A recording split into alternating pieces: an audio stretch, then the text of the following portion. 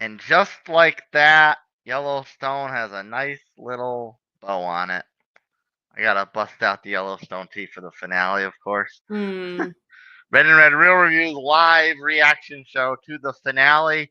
And I'll ask you straight up because they branded it as the season finale, but everyone kind of felt that it was the series finale, even though they didn't call it the series finale. So, what was your kind of preference going into it about how they labeled this?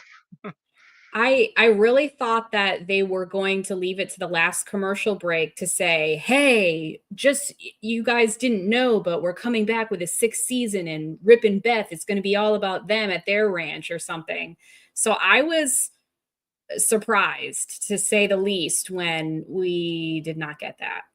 Yeah, and over before we get into nitty gritty or overall feelings, do you feel like this was left in a Breaking Bad sense where everything felt closure, or in a Game of Thrones sense where things felt messy?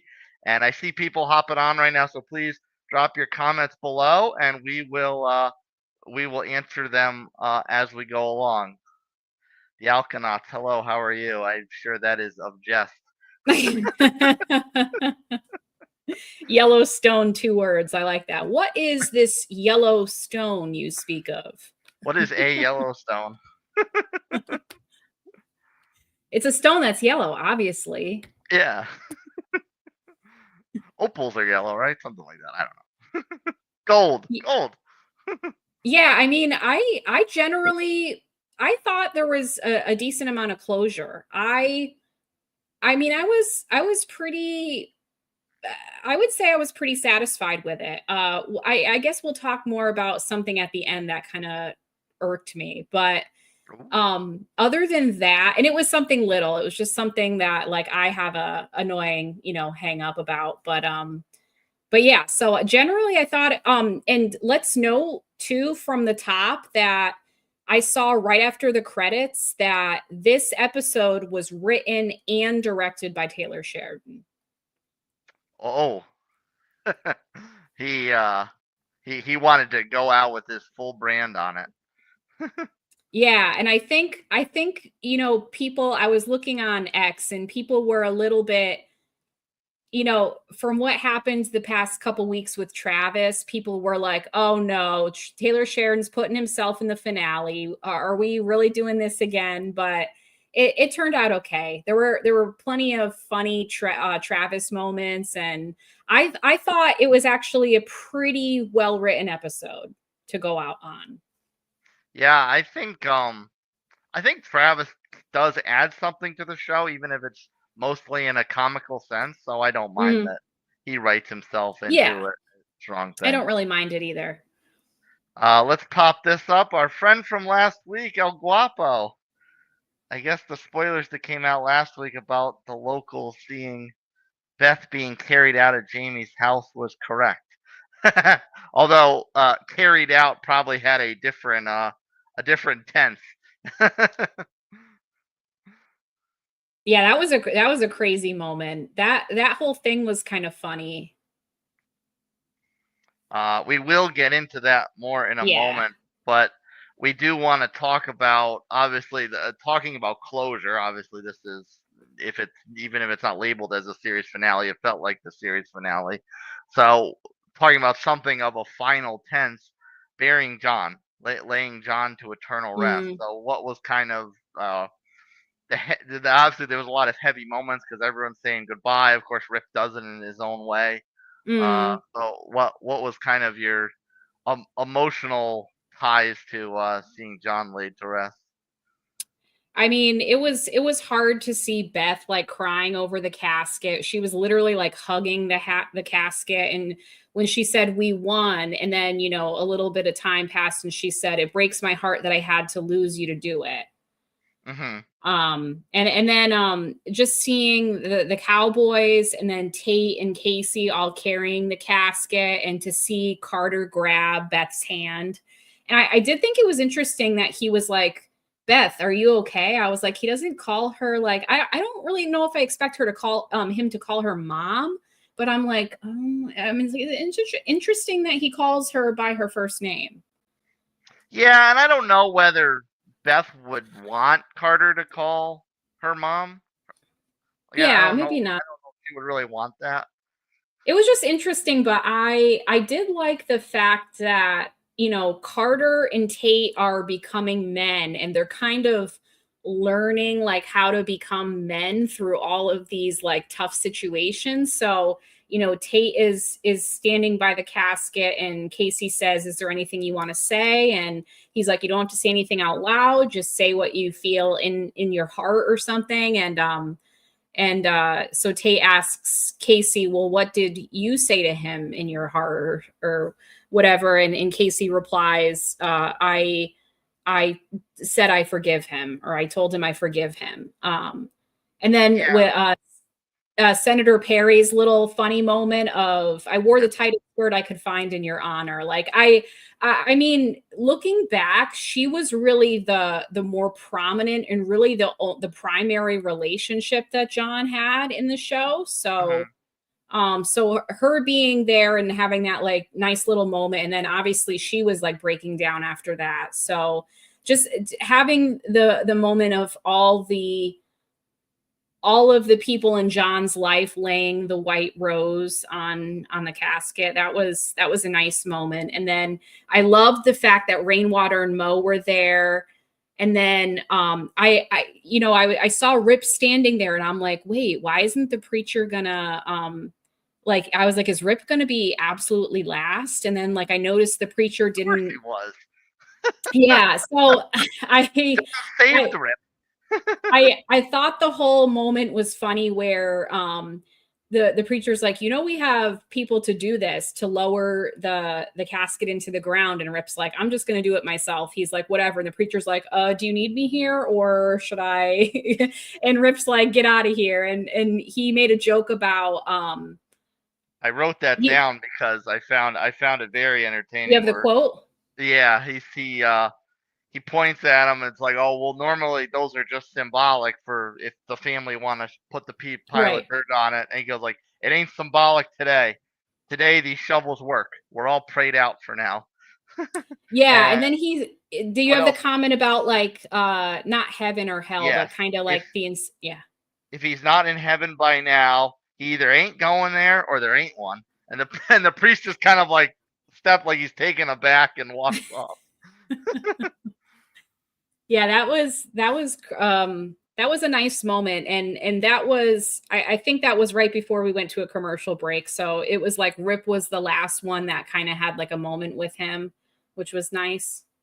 And the final thing he said to him was that he was going to take care of Beth. So it was kind of Yes. like an inverse example of when someone asks for the daughter's hand in marriage or something like that. It was kind of like an inverse situation like that.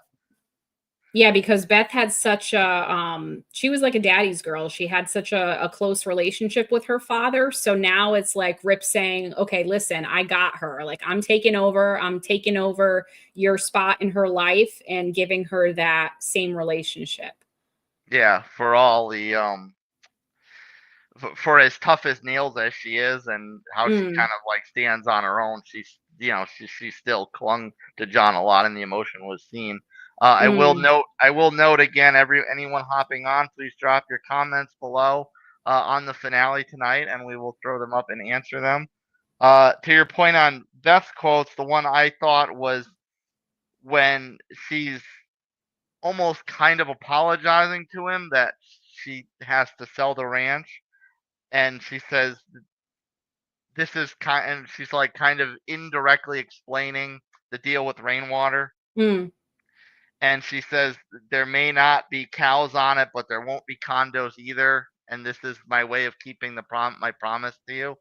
So I mhm, kind of felt like that was Beth's own way of uh saying like I did this for you. I took care of this best I could. mm. Yeah, definitely. Speaking of that of Rainwater, at week as we kind of figured a little bit last week, the way to with when Kayce prophesizes how to get out of this and quote unquote save the ranch. Mm. I guess we were kind of right Yeah, in that they were kinda. just gonna give it away to Rainwater and the reservation. Mhm. And I thought that that was it was not just Beth's way of keeping the promise to John. It was also Kayce's way of continuing the legacy in his own way because throughout this series, Kayce is always burdened by the responsibility of the ranch.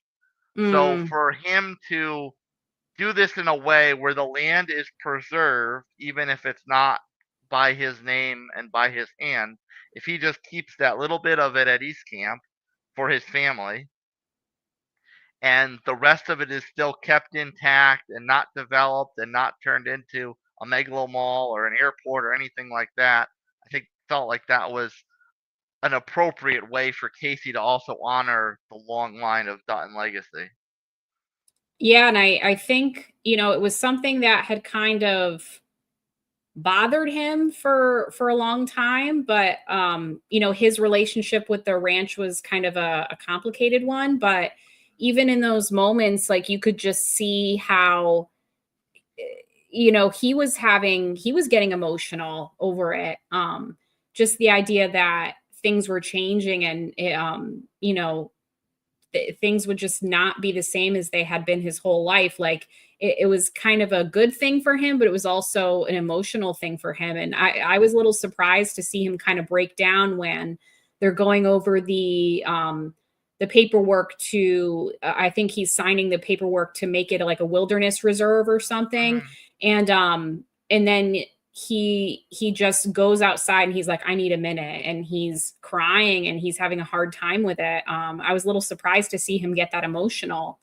um I think that was just an example to how much he was burdened by this whole thing and trying to honor John in his own way. yeah, he and also too, um you see how the whole thing makes like Monica emotional too. When she's walking away from John's casket, she's crying. And I mean, she had kind of a complicated relationship with her father-in-law. And I think like it's kind of a scary thing for them to have their lives be determined by like their new piece of land and their new life. But it's ultimately the best thing for their family, and that's how they think they're going to be happy.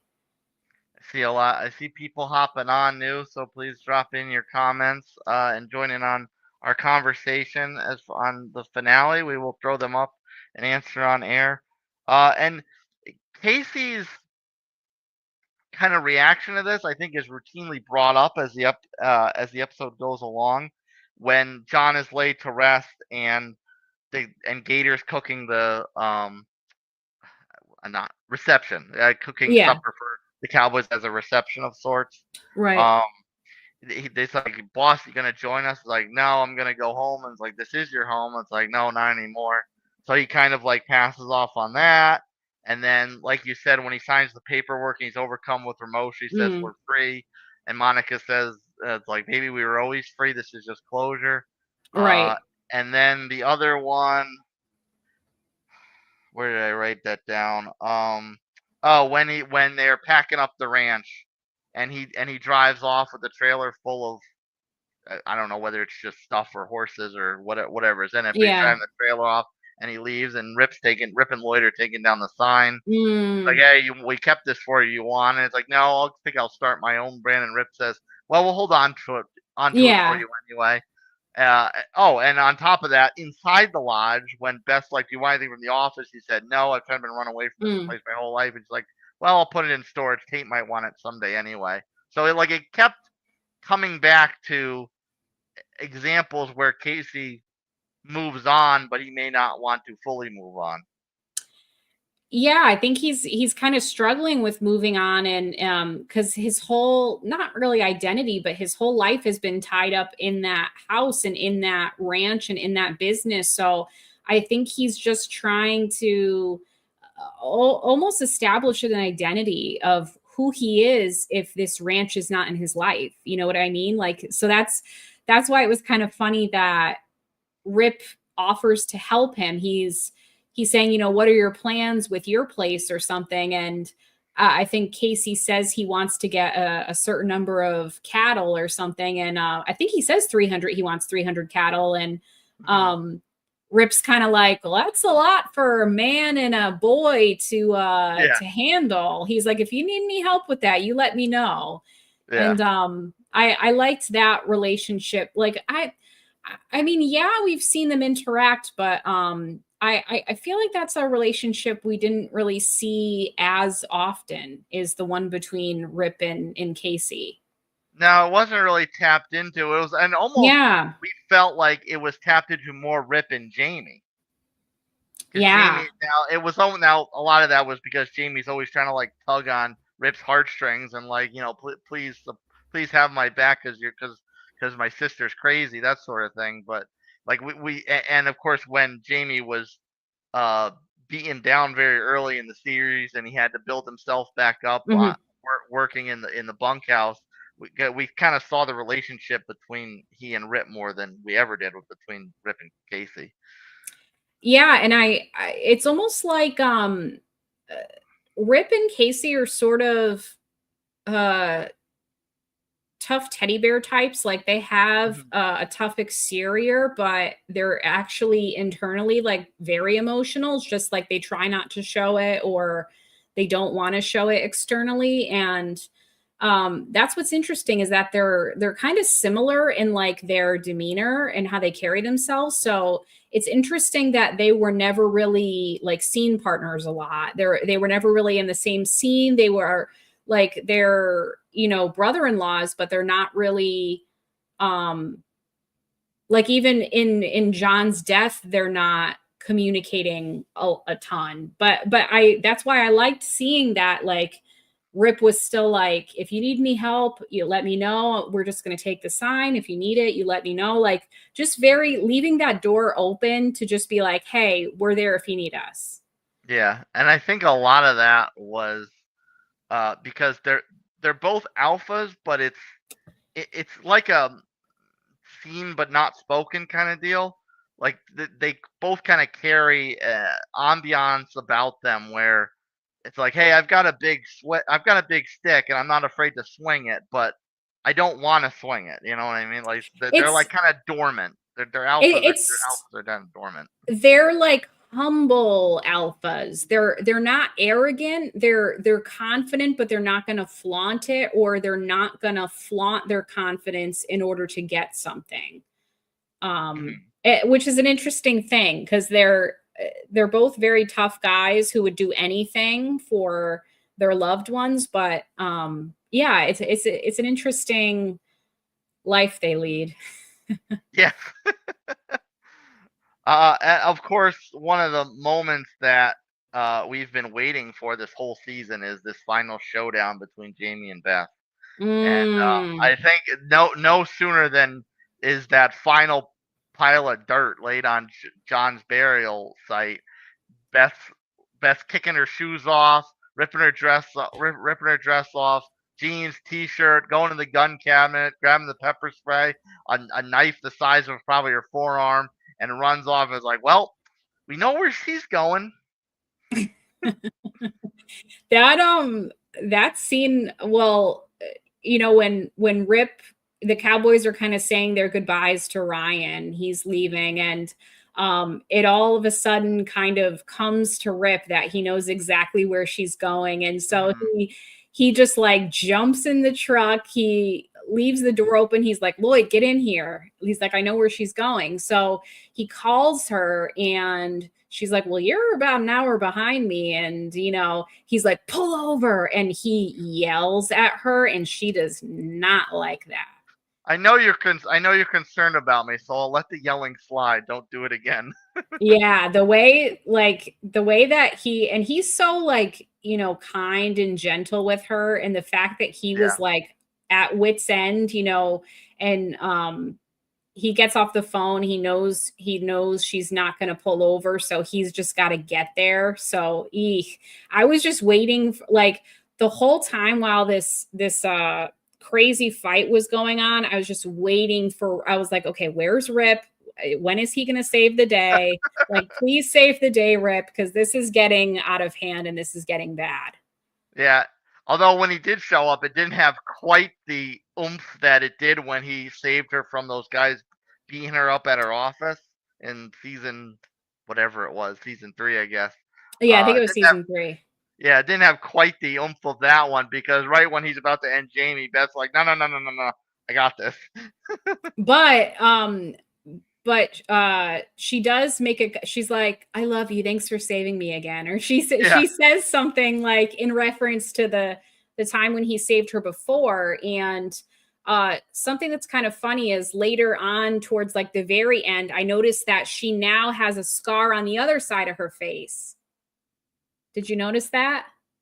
Well, I saw actually the scar that I noticed was her existing one that kind of was opening up a little bit from Oh, from the fight with Jamie. Obviously, I saw she was getting really beaten up on the other side too, but I didn't necessarily notice the scar at the she end. had in the last scene with them on their ranch, you know, she had her old scar from the first incident, and Hmm. then she has another like big scrape near her eye. So she has like symmetrical, like, you know, one on her cheek, one like framing her eye.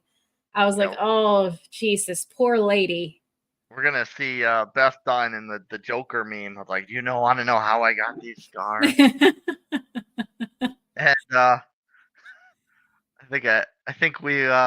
I think we kind of conjured this one from El Guapo. Riddle me this, Batman. Where the hell was Lloyd when Rip went to Jamie's house? Didn't Lloyd ride with Rip? He did. I don't know whether he was maybe just He was uh waiting in the truck, yeah, apparently. standing guard, standing making sure nobody was gonna run Yeah. into the house. Yeah, probably. I guess being, you know, Jamie's house being the attorney general's house, I guess he was standing guard, probably just making sure that nobody came in. Or he did they did end up driving. He was probably the one that drove Jamie's car to Idaho so that they dumped it, you know, and they burned it and they dumped the Yeah. body. And another comment here, the malted gentleman, echoing the same thoughts you did. Yeah.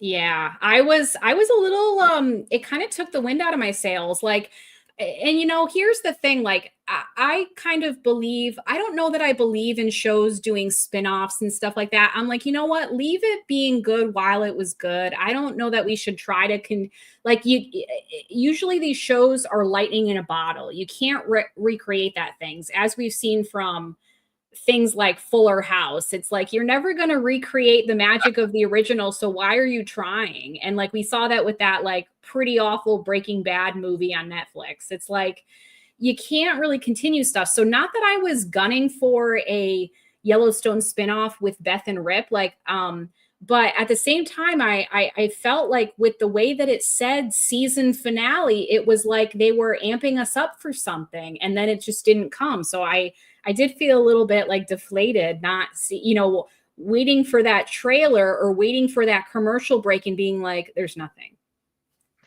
I uh I think spin-off I think the spin-offs from here could be handled well, but there's so many other spin-offs like with 1923 coming back. I don't know that it's even really necessary. Well, Just kind of like let it breathe and assume that Kayce's gonna restart the brand again, and Rip's just gonna live happy in the middle of nowhere, and Beth's happy to see him happy. I mean, I don't know that I would. I guess technically 1923 and 1883 and all those are technically spin-offs, but I don't know that they are, in the sense that a spin-off is usually taking a After, character that was in the original and yeah, bringing them to a different setting. So like the example that I think of, which is like a horrifyingly bad example, is Friends, you know, was on for 10 or 12 years or something, very successful show. And then they tried to make a spinoff called Joey with Joey Tribbiani from Friends, and it just shit the bed. It was on for a season or two. It was awful. So that's what I see a spinoff being, is like taking one of the original characters and so I guess that's what they're going to be doing with this 4 6s thing, Yeah. which I really hope that Teeter is a part of now that she's down in Oh, Texas. yeah, I'm sure she will be. More comments. Colin McLaurin turned into too much of a soap opera. Some sour taste left in some viewers' mouths from this. And Fork foresees Taylor Sheridan is too busy going the full George Lucas route with merchandise and whatnot. It was kind of it was kind of tacky when the finale ended and it was like now I streaming know what on you're talking digital, buy it now. It's like, oh, you're going for a sales opportunity, like that was tacky. I yeah. And I don't remember whether it was right at the same time or in the previous commercial break, but they ran a promo with the code to get the discount off the Yellowstone store. Yeah, and it had the merch. It said like there was like a shot glass or a glass that said something about like I want to be like Beth or something about like Beth. Like yeah, so there was a merchandise commercial, either the commercial break before or right at the end, and that was a little bit tacky. Yeah. Whoop, we got more comments coming in. El Guapo again. I love Yellowstone, don't get me wrong. In my opinion, 1923 and 1883 better written. In fact, I was sad when they didn't make another version of 1883. I was kind of tough on that one because I kind of felt like uh that was kind of meant to be a standalone the way it ended, and then 1923 felt like it could continue, which obviously it's going to. Yeah, I'm excited about 1923 continuing. I loved that show and I loved Brandon Sklenar in that. So I'm excited about that show. But 1883, yeah, I'm not sure that it would have continued. I felt like it was at a place where it was like a just kind of leaving itself to be a limited series. And note about 1883, when kind of I wouldn't say it was randomly thrown in, but it was kind of like a WTF moment for me when was it Elsa Dutton started narrating that Oh, the case? voiceover. Yeah. I thought it was Elsa too. Yeah. Yeah, I was kind of like, "Oh god." I wrote down in my notes, "Oh god," because like I thought the actress was good in everything in 1883, but her narration like bugged the hell out of me. I could not deal with her voice. So the fact that I was like, no, don't bring her into this. Please don't bring her narration into this. And I'm assuming the actor's name you brought up is Spencer. Yeah, Brandon Sklenar, he played Yeah. Spencer, plays Spencer. Yeah. So back to our regularly scheduled programming. We will talk about Beth and Rip.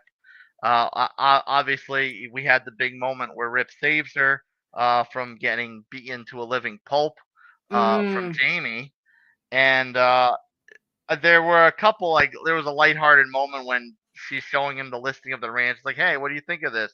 Could you operate here? Could you live here? That sort of thing. I'm like, yeah, I can make this work. He's like, and she's like, oh yeah, good because I bought it this morning. He's like, what? What about this place? Oh, I'll tell you. I'll tell you in the morning. Yeah, he was like, you what you what you what? Like Yeah, his reaction to it. They have great chemistry. The two of them. I feel like always an adventure with them. yeah, and I mean that's the at, at the when there were moments of closure for them as well. We see Rip walk through the barn for the last time. Mm. It's all emptied out. You kind of feel like this sadness about his final walk through there. And then conversely, what does Beth walk by? The empty dining room that she hated oh so much. Oh, I didn't even think of that. It was weird, it was kind of jarring seeing her in an empty house though. And when Kayce was up on the balcony and like the living room, that was the house was completely empty. That was pretty crazy. Yeah, and also Beth in Beth's own way of digging at Jamie. One where of course she tells him about the Rainwater deal, and he's like physically shaking, like, what? Why would you do that? Why would you do that? And he goes like full psycho Jamie mode and tries to strangle Mm. her. And when when after Jamie's been vanquished, Beth, in typical Beth fashion, sits on the sofa, lights up a cigarette, smokes it. Oh, I'm just gonna call 911. And that also another typical Beth fashion moment. She's sitting in the hospital recovering, and the nurse like, here's some oxy. Broken ribs are incredibly painful. She's like, yeah, I know, I have them right now. And she asks Carter to hand her a bag, and what does she pull out? A bottle of vodka and makes herself a cocktail. Yeah, that was funny. And just it wasn't like she was milking it because she was very much hurt, but the fact that she was so nonchalant about like being beaten to a pulp, as you said, like when the detective showed up and he was questioning her, like when she was literally being hauled out of there on a stretcher, like that whole scene was kind of funny. Like he was just basically like, well, you're like really injured, like don't you have a concussion or something? And she's like, I forget what she said, but she was just really like downplaying it, like, oh, I've been through this before, like it's not a big deal, kind of. That whole part was funny, how she was talking to the detective and he was saying how his suspicions were towards Jamie as well. And he makes some comment about Jamie not being who he seems, or something like that, or acting weird or something. And she's like, well, you just described his whole life. Yeah. And what else did I have written down here? Uh Beth. And of course getting rid of Jamie. I mean, did you think that was done very abruptly, or was it just kind of like this is just what they do as far as dumping Jamie's body at the train station, take his car to a different location, torch it? I mean, to me, that's just felt like a clean way to wrap it up, but it also felt very simple at the same time. Like it was kind of like Jamie's dead, that's it, and now he's gone. Let's never speak of him again. Yeah, you know what? That was the moment that Rip came in, and she like, Rip is kind of holding him about to punch him, and so she like stabs Jamie, and she, for sure that he's dead. At that moment when she Rip is kind of panicking, and he's like, what are we going to do to handle, like, what are we going to do? What are we going to do? And she's kind of like, well, this is part of the plan. And when she said that, the first thing I thought of was, okay, did she go to Jamie's house knowing full well that A, she was going to kill him? B, was she like, you know what, take me to prison, I don't care? Was she like, would she do that and make it so like, okay, I'm going to go to prison, but it was well worth it for me being able to kill Jamie? And like, would she leave Rip to like, I bought the ranch for you, like that was part of the plan so that you Yeah, could be happy with Lloyd or whoever, like not and like romantically, but yeah, and a sacrificial type of yeah. uh, So I almost thought she was going to do that. Like she was going to, fully intend on turning herself in. But I was kind of glad that she didn't, because I don't know how satisfied I would have been if she was like, tearfully parting with Rip, and he was kind of expected to like live his own life like away from her. yeah, and the the latter I don't necessarily thought if she would have gone that far, but the former I absolutely believe that she was going there to kill Jamie. I think Rip absolutely believed she was going there to kill Oh Jamie. yeah. He knows her. He knows her too well. So Yeah, yeah, that was and I love the I mean, one friendship we've seen a lot, and like I love it, is Lloyd and Rip. Like Lloyd is just, his ride or die. Like the fact that he's, it seems like he's gonna have kind of a future in their life, perhaps. You know, he's a good guy, he's a good friend, always helps out, and he always helped out John, and I think he's gonna continue to help out their family. Well, like I mean, like they always said to each other, like we're the criminals, we die here. So there's kind of even if the ranch is no more, there's kind of a tie of them to the name, to the brand, to the legacy that they have to like. I don't think they would feel right if they went on without trying to do something to elevate it, or to not to elevate it, but to keep it going, to preserve it. Right. And I think it's kind of like the fact that we've always or we've already done bad things and we've done them to support each other. So like what's the harm in doing one more thing? Like Yes, the exactly. to get like we've already, the damage is already done. So, we have this like pact between each other. So let's just honor that. Here's an interesting question as far as going forward. Do you think that Beth will ever tell Kayce that she killed Jamie? Um, This is, of course, assuming we have a spinoff of some capacity. I I kind of think he would know. It might be kind of one of those like understood things that they don't talk about.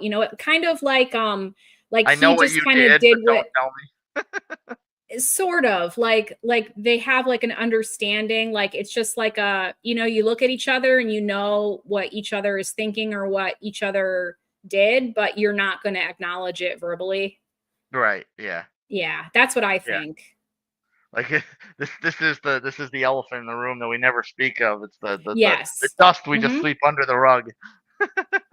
Yeah, like Yeah, I think he probably sees it on the news or whatever, and he might kind of have an inkling. You know what I mean? Like he might kind of know what his sister is capable of, or what she's cooking up, or the fact that she did just have such disdain for Jamie. I'm sure he probably understands. and it's also probably something of a sense of I can't think of the word. Not accomplice. When murder by association. Association? Yeah. Yeah. It's probably something like that where she doesn't want, because we're in the car. We already spoke on it in the car when Hmm. Beth is adamant about Rip not telling Kayce what she's going to do. It's Yes. probably something like that. Like she probably wouldn't want Kayce to know for sure, even though, like we said, he probably figures he did, but she wouldn't want him to know for sure because she wouldn't want him having knowledge and any kind of legal ramification for it. It's as a kind of a gesture of protection, Right. little brother. Yeah, that's what I think. Yeah. So we'll wrap up soon. Anyone hopping on, if you've got more questions, please drop them, and we'll address before we sign off. But I do want to talk about some funny or deep moments that you have. Hmm. I have I think I have at least one funny in that kind of was in two moments, and then I have one deeper moment that we can talk about. Oh, I have one. One that really struck me was like a scene that struck me was when the natives had bought the land and they kind of come in and they're doing work. They're like hauling things away, cleaning up the Dutton house, and they're pulling the Y off of the barn, the Yellowstone Mhm. Y. And they're kind of making it like a ceremony. They're playing drums and instruments, and you see first you see Rainwater kind of walk aside, and he's just kind of looking around, and he's like, he has tears in his eyes. He's kind of like, I can't believe like we finally have this. And he kind of has an emotional moment, and then we kind of see in the background Mo is like walking around like with purpose, and we're like, what is he doing and where is he going? So then you see that a bunch of the native kids are like pushing over the graves in the Dutton little graveyard, and Mo scolds them for it. He's like, get out of here. And he's like, this is where they rested, and leave them there. And he's like, don't disrespect them, basically. And he pushes up the graves with great strength, might I add. And and of course them pushing the graves over didn't break them or anything, apparently. Yeah, I thought I wrote it down, but I guess not. And most said something like they fought for this land, they bled on this land. This is where they rest. Something along those lines. I think was his quote. Yeah, and so when he pushes the graves back up, you do see, and that's why it was right after that moment is when the Elsa from 1883 was narrating. So he pushes up her grave. It says Elsa Dutton. And then he pushes up John Dutton's grave that's like uh brand new and fresh. And those are the Full only two circle. graves that he sees.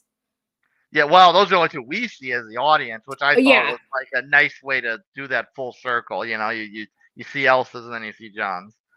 yeah, and then we get that like kind of, random narration from Elsa, and then it like jumps into like Kayce's family. So I was just like, it was kind of oddly placed. Like it wasn't like totally random because obviously we knew who it was, but it just I don't know how I felt about that. The one part I know you were cringing from Elsa's voiceover, but the one part of it that stuck with me was when she said, the land is wild. Some pay for its stewardship. So I thought that was pretty profound to Mm. uh, cast upon what's going on with the future of the ranch. Yeah, I didn't write down any quotes because I sometimes I have a hard time understanding her because she's like, Yeah, like it's just like it sounds like your Bass Reeves impersonation. it's just like mumbling. It's Um, like she's got something in her cheek. Speaking of paranormal activity here, What? I hope Yeah, people I hope actually thought people on this. Reddit were just high. That's insane. I can't believe people actually thought that. Like, especially if it was in that moment when the graves are being knocked over and he comes down to hunt them. Like, this is He's a like, "What are you serious doing? show. Yeah. You there?" Hey, Kevin Costner was in the final season after all. No, he's well, John Dutton is dead and gone. Like Kevin Yeah. Costner, there was no prayer he was going to come back. Like I knew it, from there was a part of me that was like maybe if he's going to be seen it's going to be in the first episode, but no. They did what they could to avoid that. And then when it leaked or it came out that the press talked to him and they're like, "Oh, did you know Yellowstone the last season premiered the other night?" And he was like, "Oh yeah, I didn't know that." He like threw shade, was just like basically like I didn't know it was happening, even though he still is executive producer, I guess. But apparently he's just getting the checks or doing Oh, something. But he's definitely getting royalties. He's definitely getting royalties. he's just getting the royalties. He doesn't give a shit, how it happens or what the writing or story is. He's checked out a long time ago. Yeah. So, I did have one funny. What one was, of course, when Travis is razzing Jake over his Instagram. It's like, "What are you going to be, an influencer now?" It's like, "Buy this from me for a plate of nachos," or whatever he said. I thought that was pretty funny. Um, Travis had a lot of lines when he tells Teeter to listen to an audiobook and figure out how to speak English, yeah, and then he gets in the truck with Jimmy to drive, and he's like, "Yeah, disconnect your phone." He's like, "I don't want to listen to your yacht rock." yeah, and when Teeter wants to go work for Travis at the 466, Yes. he tells her, go ask Jimmy what it's like to work for me if you really want to know. So she asked him, and Jimmy goes, "It's a hell that has to be experienced to be fully comprehended." Which then I thought that came kind of full circle when Teeter goes down to the ranch Yeah. to say, "Okay, I'm here, sign me up," and and and Jimmy's sitting there with a shit-eating grin on his face, like Yeah. giggling. It's like Jimmy, you shouldn't be laughing. The only one that's having a bad time is that horse. The way you're riding him, I don't understand how someone can get worse at something the more they do it. And Jimmy's just sitting there giggling away, laughing because he knows he's not the low man on the totem pole anymore. Yeah, I think he's really relieved and happy that Teeter's there, like someone that he can kind of have in his corner because he still gets, the brunt of the verbal abuse from Travis.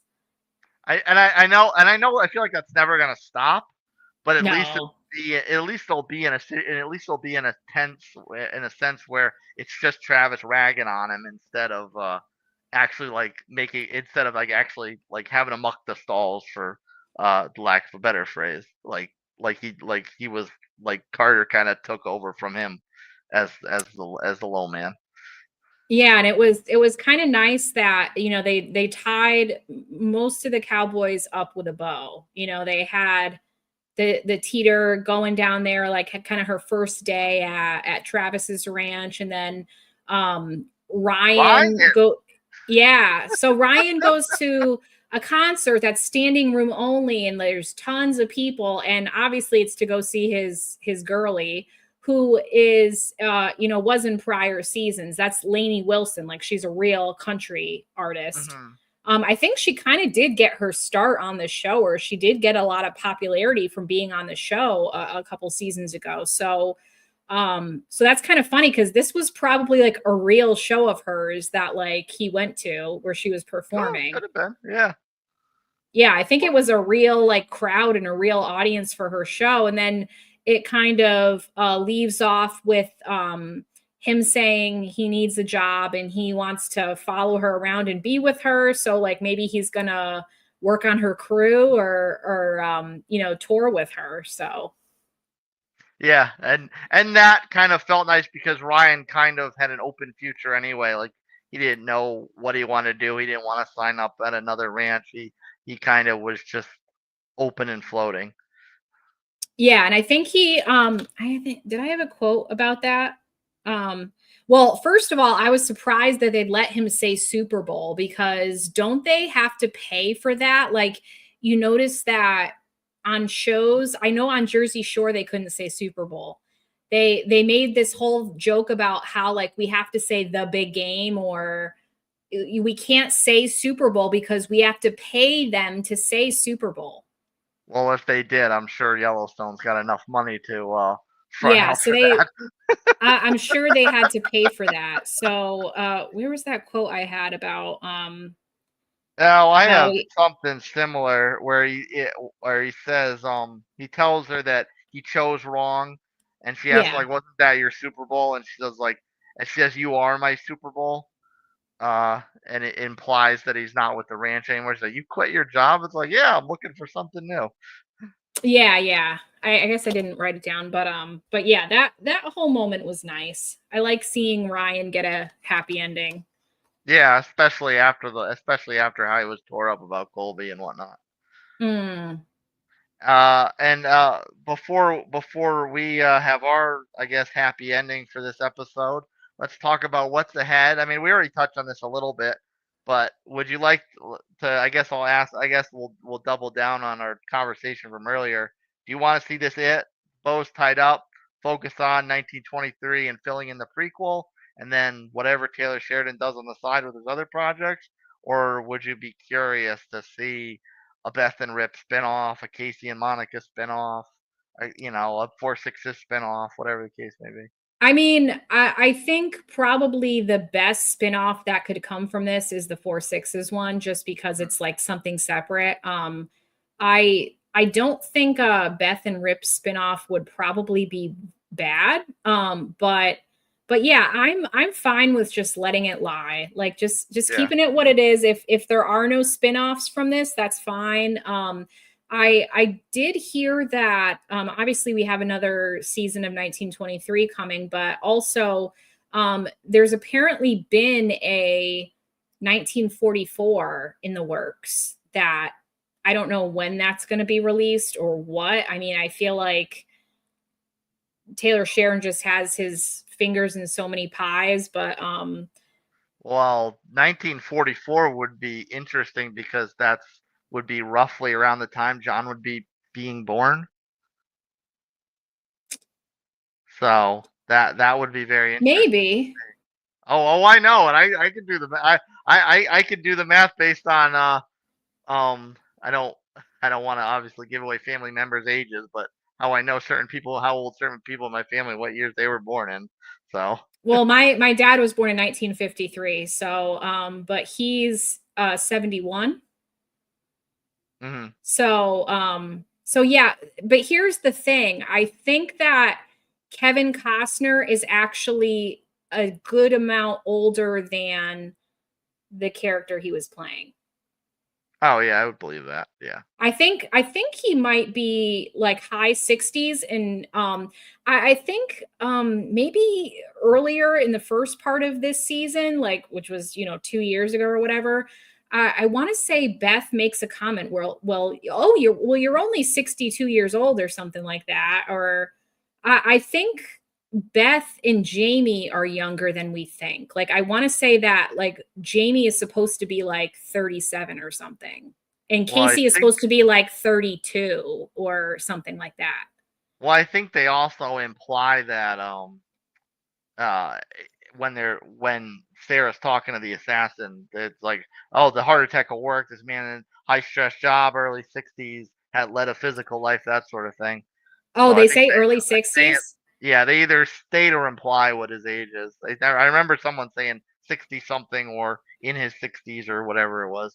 Yeah, because I think Kevin Costner might be like 67 or 68. So I want to say that like John Dutton is probably like 5 years at least younger than what he really is in Yeah. real life. Well, we are very much real life, and if you want our episode, you can listen to our breakdown of another Taylor Sheridan product, season 2 of Lioness. It's already live on audio, Spotify, Apple Podcasts, and iHeartRadio. There's been a little bit of delay with the video, but it will be out this week if you want to just wait for that and enjoy more of our ginger greatness. So that'll drop sometime this week, and then the next time you'll see us will be for our wrap up for season 2 of Apple TV Shrinking. Until those very next real reviews, Red and Red are signing out.